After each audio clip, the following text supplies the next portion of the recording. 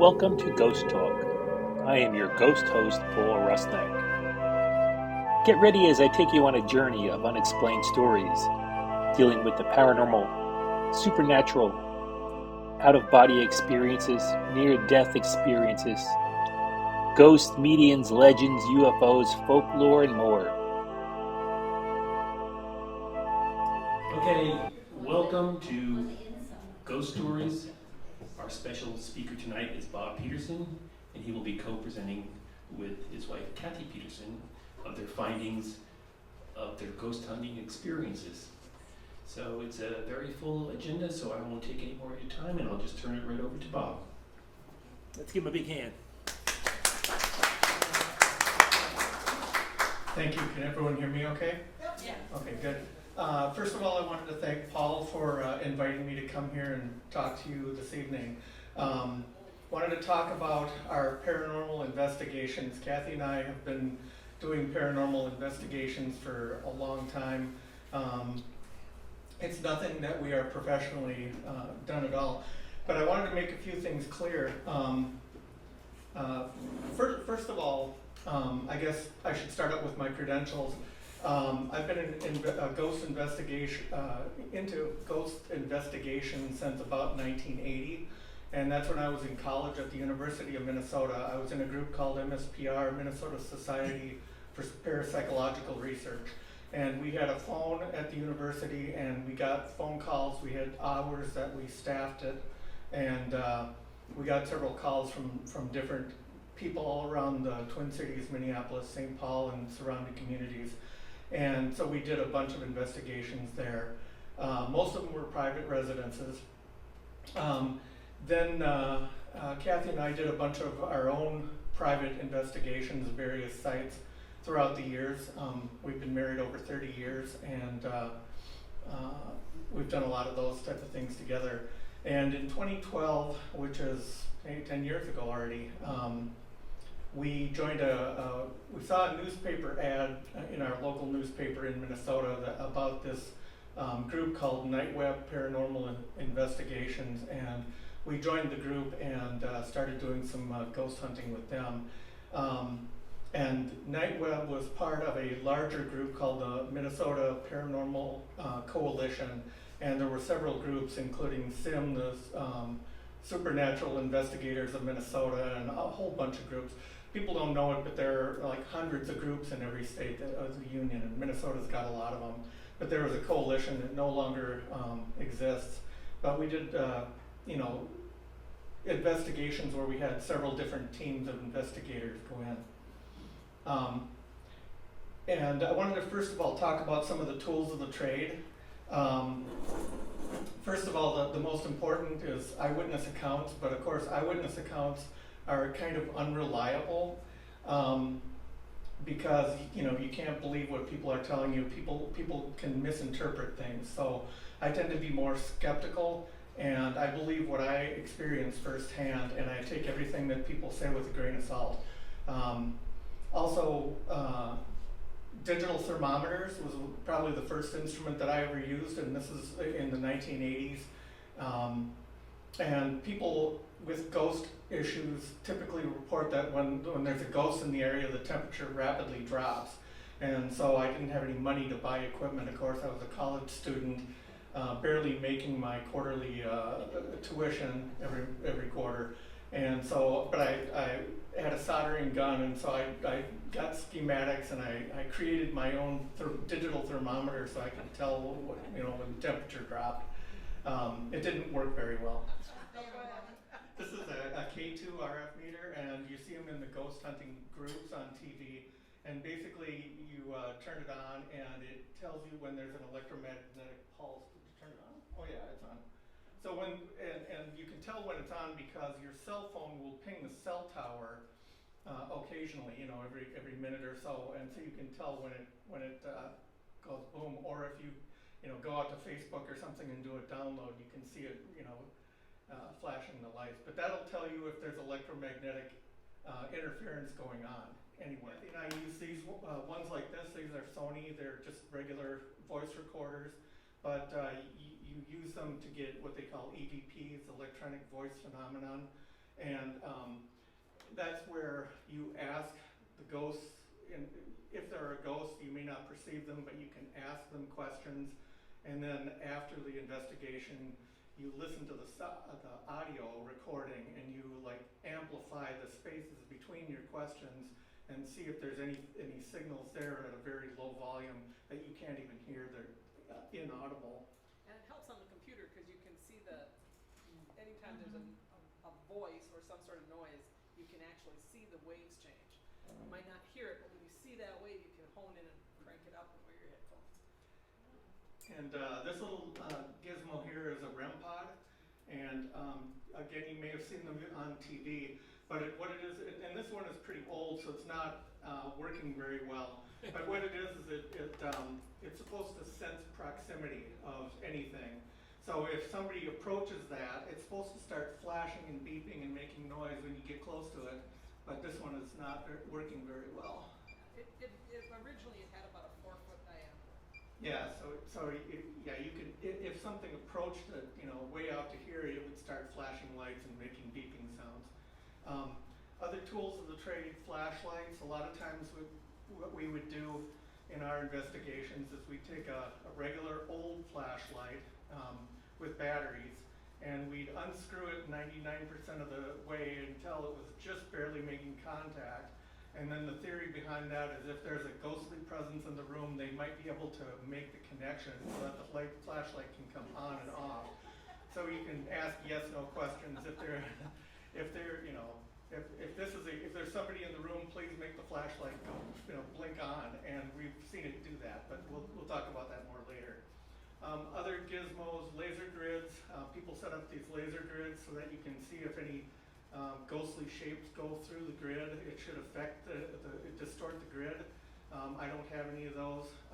But there's a lot of people that now have them in their yards for decoration, so you can poke them and say, hey, you looking for ghosts? And then we got the cameras, digital SLRs, trail cams. I've used trail cams, GoPro cameras, and video cameras, of course. And also they have these special motion activated DVRs that record whatever's on the camera, and you can set up 8 or 10 different cameras throughout a house, and we've done that too, where if there's any motion in the area, it'll trigger the camera to go and record what's happening there. And then of course probably the most important one is psychic sensitivity. So if somebody is psychic, or if you have a medium with you, they're supposedly able to pick up on whatever the ghosts are saying or doing or whatever. So first of all, I wanted to talk about some of the private residences that I investigated before Kathy and I met. Okay. These are in Minnesota, and these are when I was with MSPR. First case I wanted to talk about is Stillwater, Minnesota, which is about 30 minutes from the Twin Cities, straight east, so it's on the Wisconsin border. And I met a couple there. They had called our hotline, and they were newlyweds, they had no children, and they would go to work each day, and they'd come home and their garage door was wide open. And this was disturbing to them because, this is not supposed to happen. But of course, garage doors work off of infrared, and there are other things that can cause infrared signals in the area. Some neighbor might have had a similar code, or airplanes going overhead. So they changed the codes, it didn't matter, it kept opening. Also their front door, they would lock the front door and go to work together in 2 different cars, 2 different locations. They'd come home and the front door was unlocked. And this happened a lot. And it scared them, and they thought, well, maybe there's an intruder. I believe this was new construction, so there weren't any previous occupants or somebody else who would have a key. Nonetheless, they changed all the locks. The front door still unlocked itself, and sometimes they would come home from work and their front door would be wide open. And I mean, completely wide open, and that's not a good thing in Minnesota when you're trying to heat your home. Also, the woman there claimed that she had been raped by the ghost, and she and I had a long talk about this stuff, and I didn't know quite what to make of it. I was pretty new in the business, so we just talked about a lot of things, but in hindsight, I wonder if that was a case of awareness during sleep paralysis, which in ASP, is sleep paralysis, you can have scary stuff like monsters or demons materialize in front of you, and it's mostly hallucinations because you're kind of trapped between the world of the waking and the world of the dreaming. So it could have been that, but I don't know for sure. Second case I wanted to talk about, and we did a lot of cases, but I only want to talk about ones that are particularly interesting. There's a family in Minneapolis, and it was a very scary situation. There was a family, I think, of 5 people, mother, father, and 3 kids. One of them was an adolescent teen, and they had problems with knives and cutlery and spoons and stuff flying around in their kitchen. So they'd go in the kitchen and they've had knives like fly all the way across the kitchen, nearly missing their kids, and they were terrified. These poor people were just terrified. And in this particular case, I didn't detect anything. And in this particular case, I think that it might have been a poltergeist activity centered around the activities of this adolescent teen, because what we always used to say is the difference between a ghost and a poltergeist is that a ghost is associated with a location, and a poltergeist is associated with a person. And it's usually, poltergeist usually happens when there's somebody who's going through puberty, having some emotional roller coasters going on, and it manifests as psychic phenomenon, and they don't even realize they're causing these scary things to happen. But in this case, I think that this is a case of poltergeist with this adolescent teen. We've never been on TV. We've never been paid for our services. We've never asked anyone for money for our services. One person gave us 5 for gas. One person gave us 5 for gas. And all the photos in this presentation are ones that Kathy and I personally took. Again, being very skeptical myself, I don't trust pictures that other people, I don't trust what other people have for photos. I trust what I've seen myself and photos that I've taken myself. So everything you'll see in this presentation is stuff that we've personally done. Another note, it's very rare to catch anything paranormal on film or anything, and so the vast majority of our investigations came up empty. We didn't get any evidence whatsoever on a lot of these investigations.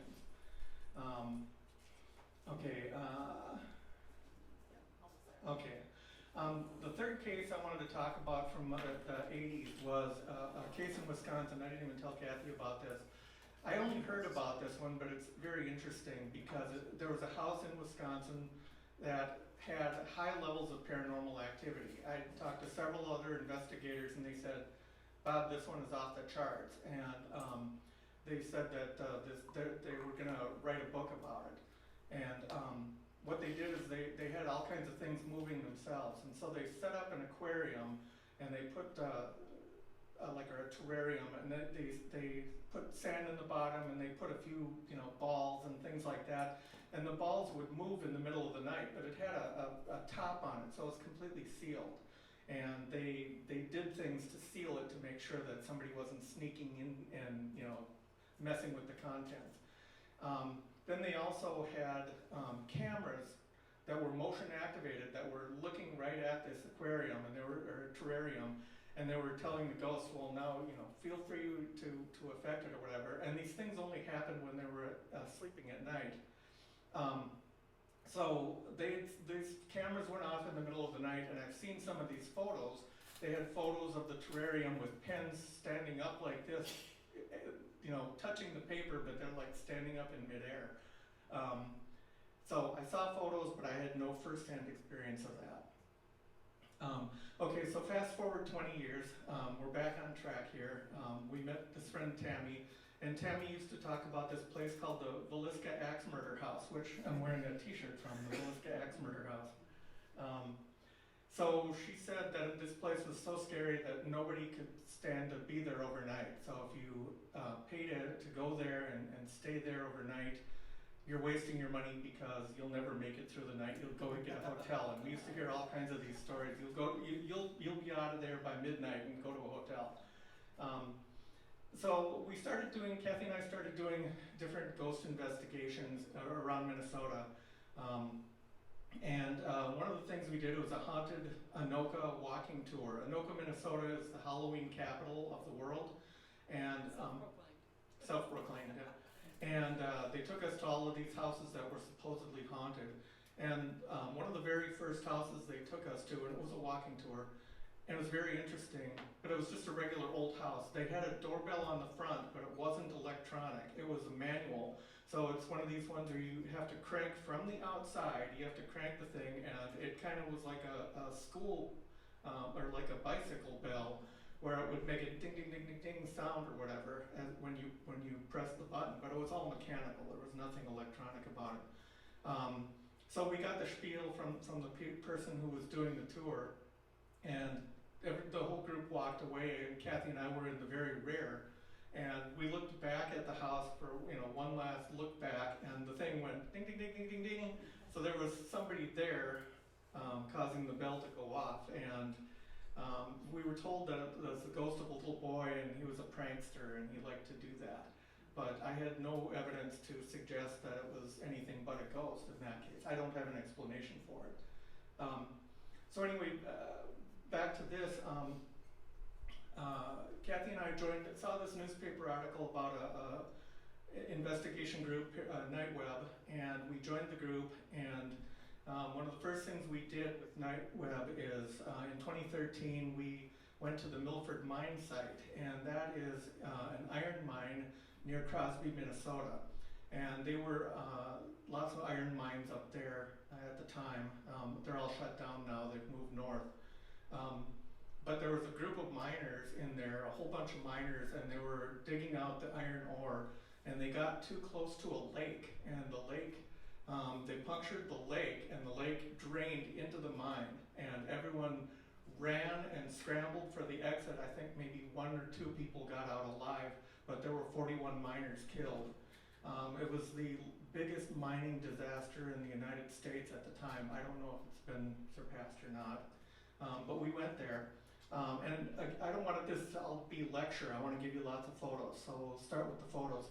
This was taken, this is me over here, and Mikhail, Kathy was there, she was taking the photo, but we were walking along the road and we really didn't see or feel anything. But what's interesting is the photo that followed. Just a few, I'd say less than 15-20 seconds later, Kathy took this photo. And this is a good question. A lot of people in the paranormal investigations are saying, oh, it's orbs, it's orbs.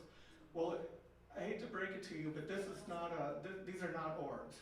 What this is, and we always try and find a logical explanation or a scientific explanation for things that are accredited to the paranormal, because we use Occam's razor, which is the simplest explanation, is usually the correct one.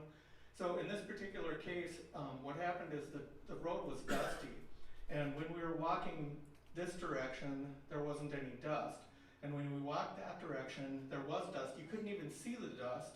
It was imperceptible, but the camera caught it, and the camera had the dust close to the lens, so you couldn't even see it, and the dust was like barely perceptible. But you could tell that the road was dusty. Well, I was just going to say, I mean, orbs are one of those things that a lot of people experience. They see them, and they're not all dust. They're not all bugs. They are a valid thing. We've seen orbs go across cameras, and it's hard to tell whether it's something or is it a bug, but there's a consciousness there, obviously. But you can't jump to the conclusion that, well, there's the 41 miners, because it's not. That clearly, when we looked at it in hindsight, that's definitely, the majority at least, is some sort of dust or bug. Right. Okay, so there's some lessons to be learned here. First of all, orbs, in my experience, are rarely otherworldly. They're usually dust or bugs, but as Kathy said, there are some that defy explanation. We've seen orbs we've seen films of orbs that like float down a staircase, take a left turn and go down the hallway, and they're red, and they're pulsating kind of thing. It's kind of hard to deny that. Don't believe everything you see or hear. Cameras and voice recorders can record things that you can't see and hear. And again, I always try and find a logical explanation. One of so we really didn't find anything at the Milford mine site. One of the very first big investigations that Kathy and I did was at the Palmer House Hotel, and that's in Sauk Center, Minnesota, which is kind of a rural town. And we did that with Nightweb, and there were a bunch of other paranormal groups as part of the Minnesota Paranormal Coalition. Do a ghost investigation, you gather evidence, and you don't even notice anything unusual until you get home and analyze the data. And analyzing the data can take a very long amount of time. Good case in point, I took this picture, or I forget if Kathy or I took this picture, but we took some pictures of the outside of the Palmer House. And then when we came in, I think I took it, this is the very first picture I took of the inside of the house. And you don't see anything unusual in this picture. Okay, 6 seconds later, okay, so August 10th, 2013, 5:36:39 to 45. 6 seconds later, I took this second picture, and it looks very much the same as the other one. Okay, but if you take a closer look at this chair right there, that chair, when we zoomed it up and looked at it more carefully, there's something weird going on there. So here's a zoom up of the chair. Now, it's kind of hard to see on here. Look at the picture. If you look at it close enough, here's the arm of the chair and coming down, but you can see the shadow, what looks like the shadow of a little girl hiding behind that chair. Can you guys see that? Can anyone see it from the image? Okay. We weren't sure how well it was going to come out. Okay, that's the image. Tried to blow it up a little bit.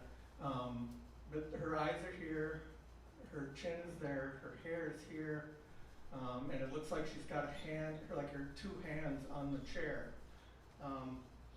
So I did a little bit of adjusting of the light and contrast values, the whiteness and contrast values, and I got that. I also did another one here. You can see her maybe just a little bit better. Can you see that? So it looks like there's a little girl and she's kind of got a smile on her face. I did a kind of an outline with Photoshop just so you could kind of see what, so you could see the outline of what she's doing. And that, when I saw that, that was kind of startling to me. But the mind can make up things, so sometimes we see what we want to see, get a little outline so you can kind of see where the cat is. Not a very good rendition, but also at the Palmer House, there were phantom cat meows that we didn't hear in person, but we heard them on the voice recorders after we analyzed the data. We caught some meows on the voice recorders. We also, one of our members named Jerry, who's with the SIM, the Supernatural Investigators of Minnesota, he slept there that night, as we all did, but he had a video camera kind of pointed at his bed in case some kind of ghost came or whatever in the middle of the night, because there were reports at the Palmer House of ghosts that would float through the walls and walk through the different rooms and stuff like that. So he wanted to make sure he caught all of that. But he supposedly, in the middle of the night, had caught like cat paw prints going across his bed, and people with cats would probably know that cats do these kind of things at night. So anyway, I didn't personally see Jerry's video, but he told me he got that, and we just never connected to take a look at that. Next investigation Kathy and I did. The other thing that happened at the Palmer House, and you weren't with me in this, but I was in a storage room in the basement, and we did have a conversation with a flashlight with somebody in the basement. I don't remember the details because it was a long time ago, but I do remember it was my first flashlight conversation. Okay, so the fast forward to 2017, another interesting ghost investigation we did. We stayed that winter in Savannah, Georgia, and there are lots of different haunted locations in Savannah, Georgia. It's a very old town. But anyway, we were at the Pirate's House, and the Pirate's House is famous There was a famous gathering place for pirates back in the golden age of piracy. And it's associated with Robert Louis Stevenson's book Treasure Island. And so He wrote part of it there. he wrote part of it there at that location. It's like one of the oldest houses in all of Savannah. And parts of it date back to the 1700s or something, I think. And there were tunnels beneath the place, and they would use that to kidnap people. They'd get them drunk, and then they'd kidnap them, and they'd wake up on a boat and be sold as slaves to China. And people, this is a true Shanghai. You're talking about somebody being shanghaied. This is what they were talking about. So we did kind of an investigation there, Kathy and I, and we got some interesting results. I'll let Kathy talk about it. We got this photo here. We had just come out of the pirate's house and went outside, and Kathy took this photo, I think. Yeah, so the Pirate's House is now a restaurant, but they've kept part of the old structure the way it was. So this is a very small room with an old wood fireplace. And we've been in that room. There's no diners in there. There was nobody else walking around back there, although it was open to the public, so there could have been somebody back there. By the time we left and walked around, it was probably less than 5 minutes. But do you see the hand? Yeah.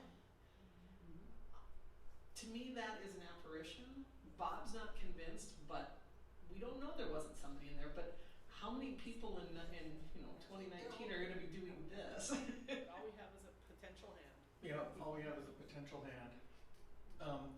Next investigation we did that was very interesting. Anyone heard of Waverly Hills Sanatorium in Louisville, Kentucky? It's one of the most haunted places in the world, and regularly meets the lists. Somewhere between 63,000 and 123,000 people died there of tuberculosis.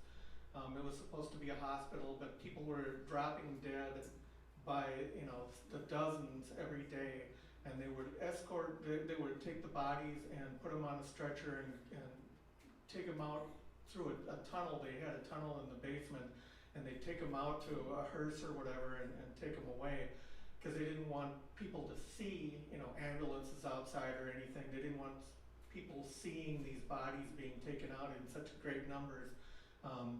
So there was this tunnel that was down there, and the tunnel is supposedly haunted, as is the whole place.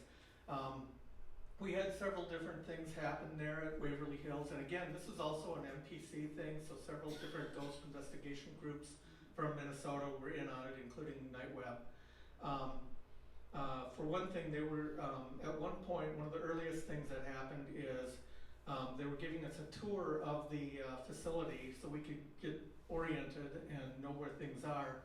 And they approached an elevator. They explained that this elevator is where somebody had died, fell down the elevator shaft several years later, I guess, after the facility closed.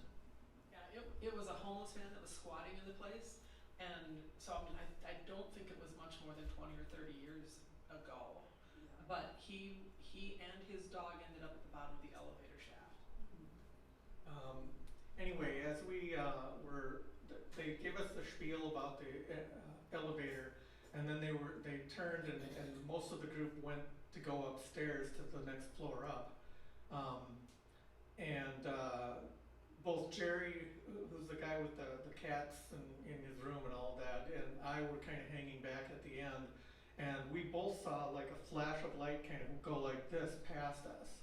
And Jerry and I were like, "Did you see that?" And he said, "Yeah." What was it? It was a flash of light that went, so we were remarking about this. And I said, "Oh, right, I had my GoPro camera going. I had a GoPro camera on my hat, and it was running. And I had recorded, like 20 minutes of video or something like that.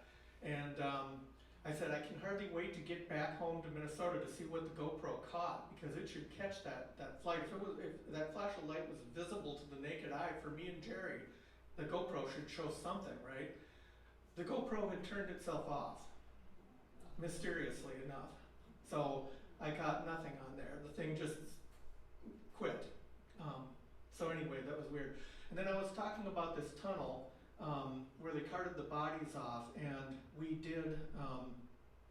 spent a long time in that tunnel. And what was strange about that tunnel is that we were down there with I think there were probably probably 5 of us, Kathy and I and 3 other, maybe 2 or 3 other women. And in that tunnel, everyone's lights were, there were no lights in there. No cell phone lights, no any kind of lights at all. So it was pitch black in there. We all turned our flashlights off and everything. But somehow mysteriously we could all see a light down that tunnel. And what's weird is it looked like it was about, what would you say, 15 feet away or something? It moved up and back and forth. Yeah. It was a rather large light, and it was blue in shade, and it responded to us. It would move forward, it would move backward. I don't remember if it grew and shrank, but it was definitely blue. And if we moved down, it moved down. We backed up, it backed up. So it was reacting to us. And I thought maybe this is some kind of a weird anomaly that's playing with our eyes, right? Because if it's moving with us, maybe it's some kind of artifact with our eyes that's common to our eyes. But what's weird is I left the other 3 women at the one end, and I kind of went down the hallway.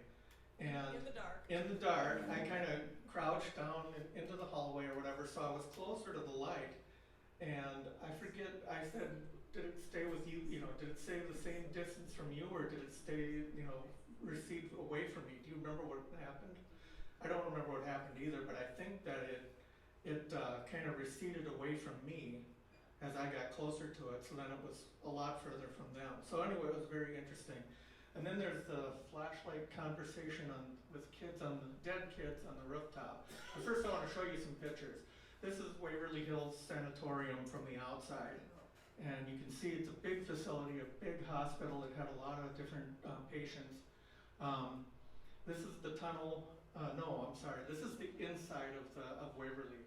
There was no electricity. There was no electricity except for the emergency exit lights. So it really made most of our equipment useless because we couldn't get pictures without flash, and flash kind of distorts things. The GoPro, we've got videos of the GoPro where it's just dark shadows everywhere. It was too dark to really capture anything that way. I do think this thing went off a time or two though. Yeah, I don't remember. This here is the tunnel where we had the conversation. This is a kid again we took it with a flash. So that's a flash photography picture of that tunnel that was pitch black. That lantern there, you can see on the picture, was not the source of the light, the blue light. And I think when we were looking at the blue light, we were on the far side of that lamp. But anyway, that's what the tunnel looked like. Before we do that, did you want to talk about the flashlights on the kids, with the kids? One of the sad things about Waverly is that they really didn't have that good of an understanding. My understanding is they didn't understand exactly what they were working with. So when parents got sick, they bring their kids with them, and they were on the top floor, and a lot of these kids caught it and died. But so the kids were actually up on the roof. They had a facility up there. But we went up there and we had a conversation with a child, and it was interesting because you could tell it was distracted. We'd ask it, was it a boy? Was it a girl? And it answered for a while, and then it stopped answering. And we'd move things around, and we'd ask another question, and suddenly the flashlight would go off again. So it was kind of fun, but you could just tell it was an immature sort of response that we were getting, but definitely a conversation kind of response.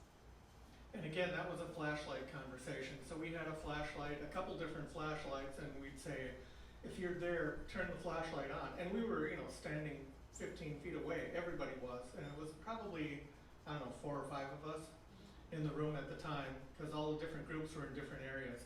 But we'd say, if there's a spirit of a person, of a child here, turn the flashlight on, and it would go on.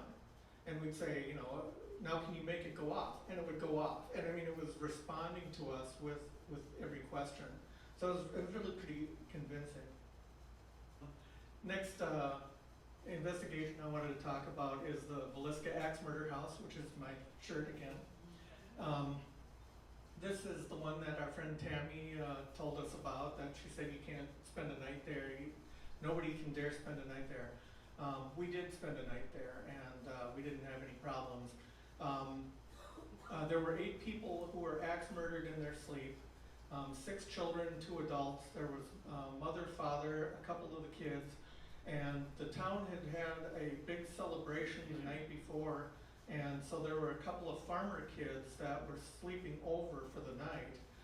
They didn't want to go home in the dark because they lived a couple miles out of town and it was dark, and they didn't want to walk home. So everybody knew everybody in town, and so the kids decided to stay there at that house for the night. And next morning, the sheriff or somebody came to the door and found that everybody inside was dead. Called the sheriff. The sheriff came out. They found out, everyone murdered in their beds. The murder was never caught. Kathy and I investigated it with the Night Web team in 2015. So one of the interesting things about the house itself is that the house became abandoned after the murder. So it was basically falling apart. It's never been electrified. There's no plumbing. There's been no major remodels. It really is pretty much the way it was back when the murder happened. This murder, they actually believe, was part of one of the very early serial killer murders. Before it was identified, they believe he was hopping a train, but they can follow the train tracks and see other axe murders, of which this was one of a chain. So this is our team. There's Marnie and myself, Kathy, and we got on the right, we have Naomi, we got Missy, and we got Sarah.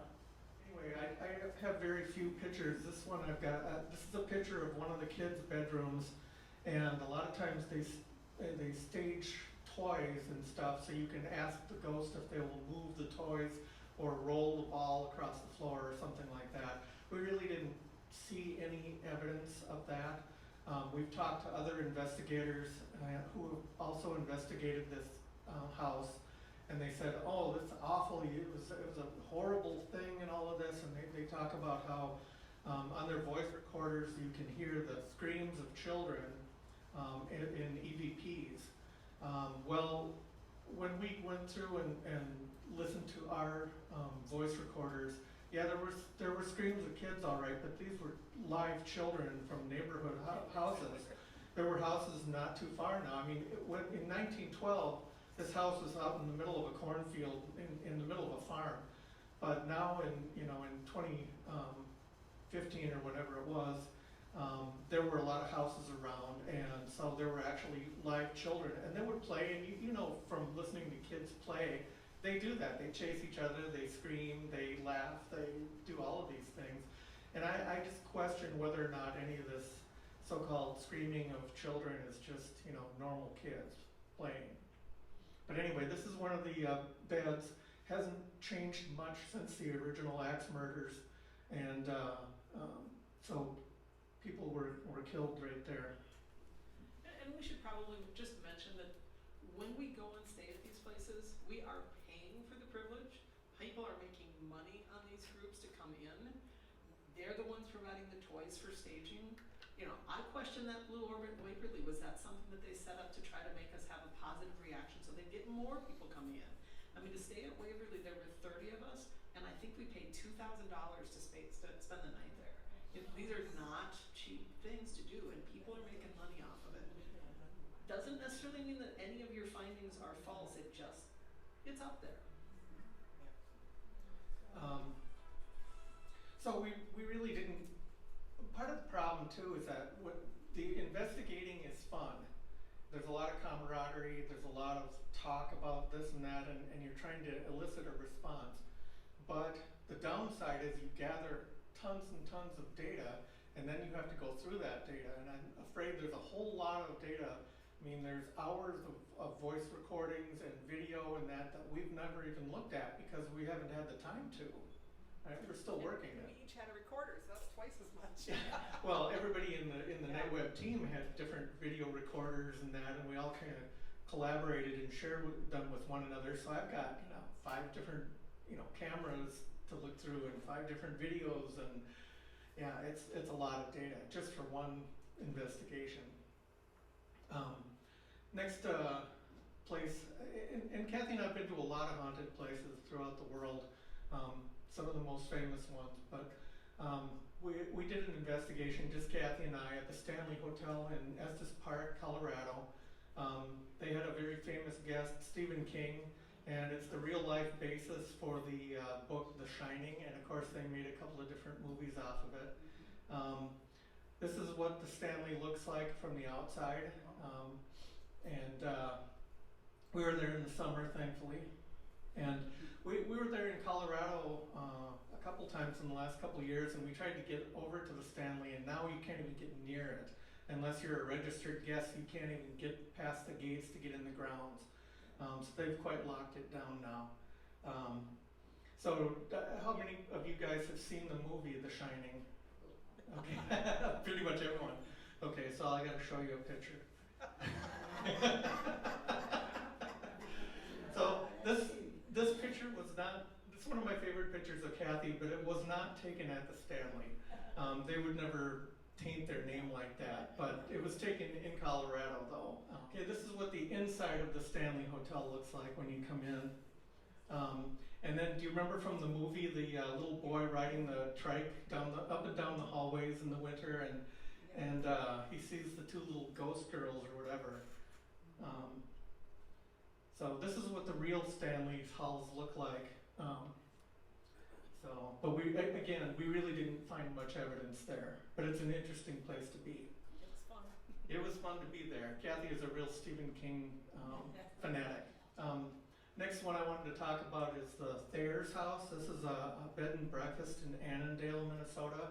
And what's interesting about this house is it's run by a psychic woman who claims to be able to see and talk to ghosts, and she has her own little pet ghost there, and she has a name for him, and she invites people to stand up, and everyone stood in line, and she instructed her friendly ghost to like thump them on the back as hard as the ghost could. And then she asked everyone, did you feel that? Did you feel that? And some people could feel a thump on their back and some couldn't. And that was very interesting. So this is what the Thayer's house looks like, and that's where she did the thing where we were standing up there. And then after that, there was a graveyard investigation that they had to get special permission from the city of Annandale to do ghost investigations in the cemetery after dark. And so we got a lot of pictures. That the initial picture and the presentation was taken there, and so is this one. I think Kathy took these. Other places we visited. They're everywhere. They're everywhere. You just gotta look. You just got to look for places, yeah. The Menger Hotel is the most haunted hotel in Texas. Kathy and I investigated that a little bit. It's near the Alamo. We were in the Alamo too. It's in San Antonio, Texas. We were there in 2014, and that's a picture of the hallways of the Menger Hotel. And again, we were hoping to get some ghosts on camera. This actually looks more like the Shining picture than the real one, the Stanley. But we didn't really, we zoomed in on all of these photos and really didn't see any ghosts there. But people go in there on ghost tours regularly in that. Also, we've been to the Birdcage in Tombstone, Arizona. That's a haunted establishment, kind of a drinking establishment. That's a picture of the inside of the Birdcage. 2017, we spent the winter in Savannah, Georgia, and there are lots of different sites I mentioned before that are haunted, and we actually took part in a real ghost investigation there too with a team of different people. I think we were probably the most experienced ones in the place. A lot of these other people just wanted to be part of a ghost investigation, so they didn't really know what they were doing. But they provided all the tools, so that was kind of fun. Yeah, they provided all the tools. And of course, there are a lot of places in Florida too. The haunted jail in St. Augustine, Florida, the lighthouse in St. Augustine, and of course the Ocala National Forest. So this is a picture of the St. Augustine lighthouse. What's interesting there is we didn't really encounter anything in the St. Augustine lighthouse, but we talked to one of the women who worked there, and she was in charge of opening the site up. She worked there. She was in charge of opening the site up in the morning. And so she would arrive at 6 in the morning before the place opened, and she would have to climb stairs all the way to the top of the lighthouse and turn the electricity on and all of these different things that she did. And there was regularly, there was like a cleaning lady that always came to clean. There's 2 floors really.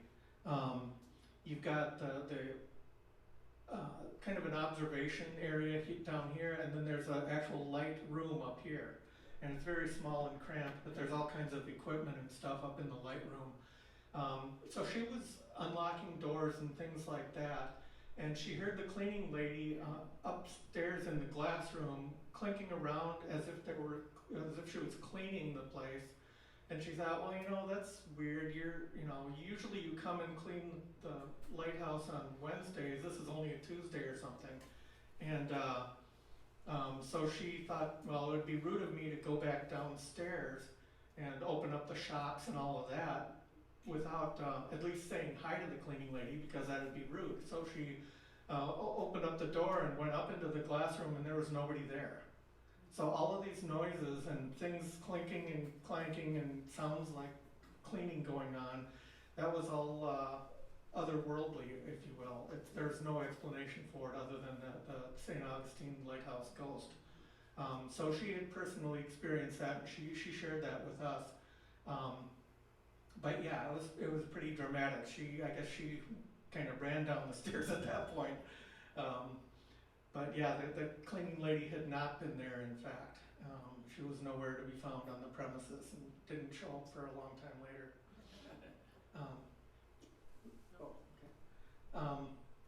We've also been to other haunted places. Not that important. One of the spookiest places I've been to is the Tower of London. We were there on our honeymoon in 1992. And that, to me, I could feel energy in various rooms of that place. And it was quite dramatic. This is one of the rooms, I think, is where King Henry VIII beheaded one of his, I don't know what it was. Kathy knows things better. He's getting it wrong. No, I'm sure if you know any history, there were the 2 princes that were captured by their uncle when their dad died, and they were imprisoned in the tower, and then they just sort of disappeared. And the presumption historically is that he had them killed, but he did keep them around for quite a few, I think several years in fact. But as we're touring this place, we hit one room and Bob's like, oh my God, there's this room. And it took him about 3-4 rooms later when somebody said, well, what about the princes? And they said, it was that room back there. And he's like, oh yeah, oh my God. Yeah, so that was fun. Yeah, that was fun. We also, we've been to Pompeii, we've seen Herculaneum, and we paid for a special underground, what they call an underground tour of the Colosseum, which is normal visitors don't get down on the ground level, the underground where they used to keep the slaves, and a lot of, And the lions. They had the slaves down there, they had the lions down there, the slaves would be put to death in the arena, and their bodies would be hauled away through there, so there was rumored to be highly haunted, and so we went there, did that thing, and I didn't really feel much there. It's a very personally. cool place though. It was a cool place. Some of the places we did have feelings for, in Vietnam we visited the Hanoi Hilton, which was a prison in the Vietnam War. We were there in 2009. There's a picture of the Hanoi Hilton. Very narrow hallways and stuff. That was a very spooky place. Did you want to? I am very not sensitive. There's been very few places where I can actually stop and say I'm feeling something, and I'm just not sensitive. But in the Hanoi Hilton, there was one spot in one room where I could walk away and I could come back, and it's like, this is really a nasty feeling right in this like 10-foot area. But the interesting thing is that Bob didn't feel it, and he's much more sensitive than me. But the next place we went. Well, here's a picture of the guillotine that was in the Hanoi Hilton. Yeah, the reason the Hanoi Hilton was so nasty is because the Vietnamese remembered what the Parisians did to them. This guillotine is from the French people that were there. They treated them horribly, and so they turned around and treated us the same way. So yeah, that was a creepy place. But what really creeped me out was a place in Vietnam called the Cu Chi Tunnels. The Cu Chi Tunnels are portrayed in several Vietnam movies, and if you've ever seen one of the famous Vietnam movies where you have soldiers creeping through the forest, a dense jungle, and they suddenly are like, there's booby traps, right? There's traps that they fall into a pit and they're skewered by things sticking out of them. There's things that come swinging down from the trees and impale you and things like that. Anyway, lots of death traps. This was a very creepy place. I could barely stand to be there. It was one of the most spooky and scary places that I've ever been in my life. It probably ranks #1 in spookiness. This is a picture I took of just one Vietnam guy who's a park ranger there. And it's very strange because, Kathy and I are from Minnesota. We live in the middle of the forest. And this is just, to the naked eye, this is just pristine, beautiful forest. But it was just scary to even walk through there. And I don't know if that could be attributed to past life or what, but it was a very, very spooky place. Also, we've been to several catacombs that are, a lot of times people report ghosts and spirits. Paris, France, Rome, Italy, Alexandria, Egypt. Here's a picture of me in the catacombs of Alexandria, Egypt. Look at how cute he was when he was young. I actually had salt and pepper hair back then. But I'd be remiss if I didn't talk about some of the good energy places, because there are a lot of good energy places that Kathy and I visited as well. Surprisingly, the killing fields in Cambodia, this is where the dictator Pol Pot had tens of thousands of people, maybe millions of people executed and killed. However, since Pol Pot was dethroned or whatever, there have been Buddhist monks that have been regularly praying over these haunted sites and consecrating them and doing rituals and burning incense, for 40, 50 years. And these are absolutely peaceful forests. Beautiful, pristine forest, just like the Cu Chi Tunnels, but it had a completely different energy. The energy was very positive and uplifting, and you could tell all this praying worked and did its job. Other ones,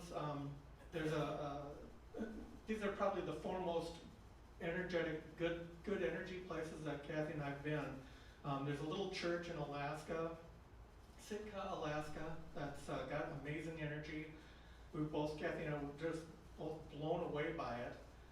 Also the Basilica of Assisi, where St. Francis has his memorial and all of that, his big church is there. And also Mitoria, Greece. So pictures from there. This is this is from one of the killing fields in Cambodia. But again, it's very peaceful energy there. This is a picture of the little church in Sitka, Alaska. This is St. Francis's Basilica in Assisi. And this is one of the many monasteries in Mitoria, Greece. Again, a very, very good energy, very peaceful. And that was kind of all I had there. I had one more picture, and that's the haunted gas station. A couple of years ago, Kathy and I were driving home to Minnesota from Florida, and we stopped at a gas station, and Kathy went in to use the restroom, and I stood outside, and I think I told this before, maybe in Sherry's group, but I stood outside of the bathrooms waiting for Kathy to come out, and this is what I was looking at, and it was like a kitchen to what, there was a Subway or something like that, a small restaurant at the front of the gas station, and employees were making food and they were busy, so I never really saw an employee come back here. But I stood there like 5 minutes or more just waiting for Kathy to come out of the bathroom. I think she was waiting for somebody to get in the bathroom, And then I waited for, I was in line because I was next in line, right? Well, as I was standing there, there was a large box came toppling from the top all the way to the floor. And I was just standing there, leaned against the wall, the back wall, watching. And this box just kind of literally jumped off the shelf. And I'm like, yep, okay, I know you're here. So anyway, that's another personal experience of that. Anyway, thank you very much.